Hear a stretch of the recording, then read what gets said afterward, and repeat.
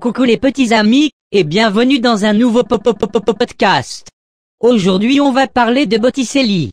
C'est un peintre de la Renaissance qui est très gentil. Il était italien, et a peint des tableaux pas très connus comme la naissance de Vénus lol. Botticelli c'est le peintre qui te juge du regard en mode « Wesh poto, qu'est-ce que tu fous là? Tu vois pas que tu me déranges dans mon travail?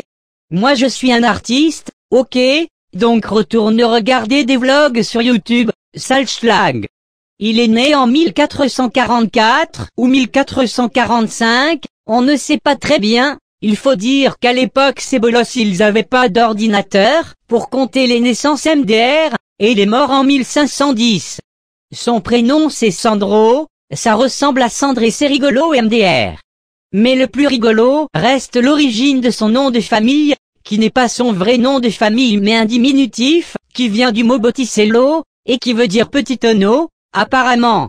Mais bordel de saumon, dans quel monde quelqu'un se fait surnommer petit tonneau?